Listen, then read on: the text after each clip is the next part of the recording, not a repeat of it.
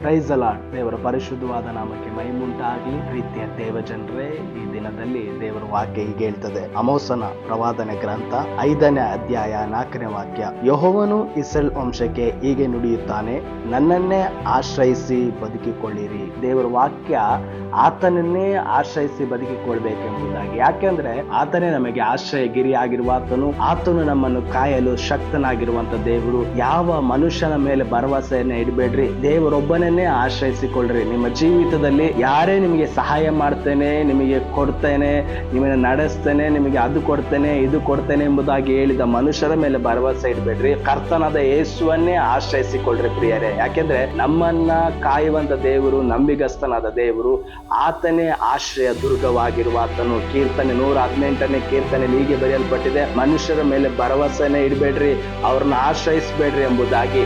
ಕರ್ತನಾದ ಯೇಸುವನ್ನೇ ಆಶ್ರಯಿಸಿಕೊಳ್ಳ್ರಿ. ಇಸ್ರಾಯೇಲ್ ವಂಶಕ್ಕೆ ಹೇಳಿದಾಗೆ ಇವತ್ತು ನಿಮ್ಮನ್ನ ಕರ್ತನ ನೋಡಿ ಹೇಳ್ತದಾನೆ, ಯೇಸುವನ್ನೇ ಆಶ್ರಯಿಸಿಕೊಳ್ಳ್ರಿ, ಯೇಸುಗಾಗಿ ಬದುಕ್ರಿ. ಅವರು ನಿಮ್ಮ ಜೀವಿತದಲ್ಲಿ ತರಾಗ ಮಾಡುವಂತ ದೇವರು, ನಿಮ್ಮ ಮಾರ್ಗವನ್ನ ತೆರೆಯುವಂತ ದೇವರು, ನಿಮ್ಮ ಬದುಕನ್ನ ಕಟ್ಟುವಂತ ದೇವರು, ಉದ್ದೇಶಕ್ಕೆ ನಡೆಸುವಂತ ದೇವರನ್ನ ಆಶ್ರಯಿಸಿಕೊಳ್ಳ್ರಿ.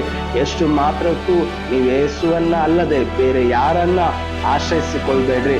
ನಿಮ್ಮ ಮಕ್ಕಳ, ನಿಮ್ಮ ಕುಟುಂಬದ ಭವಿಷ್ಯ ಬದಲಾಗ್ತದೆ, ನಿಮ್ಮ ಮಕ್ಕಳ ಸ್ಥಿತಿಗಳು ಬದಲಾಗ್ತದೆ. ಒಂದು ವೇಳೆ ನೀವು ಯೇಸುವನ್ನ ಆಶ್ರಯಿಸಿಕೊಳ್ಳುವುದಾದ್ರೆ ನೀವು ಇದ್ದ ಹಾಗೆ ಇರುವುದಿಲ್ಲ. ನಿಮ್ಮ ಕುಟುಂಬದಲ್ಲಿ, ನಿಮ್ಮ ಮನೆಯಲ್ಲಿ, ನಿಮ್ಮ ಎಲ್ಲ ಪರಿಸ್ಥಿತಿಗಳ ಮಧ್ಯದಲ್ಲಿ ದೇವರು ನಿಮ್ಮನ್ನ ನಡೆಸಿ ನಿಮ್ಮನ್ನ ಆಶೀರ್ವಾದಕ್ಕೆ ನಡೆಸ್ತಾನೆ. ಪ್ರಿಯರೇ, ನಿಮ್ಮ ಮಕ್ಕಳ ಜೀವಿತದಲ್ಲಿ ದೇವರ ಆಶೀರ್ವಾದಗಳನ್ನ ನೀವು ನೋಡ್ತೀರಿ. ಕರ್ತನಾದ ಯೇಸುವನ್ನ ಆಶ್ರಯಿಸಿಕೊಳ್ಳ್ರಿ.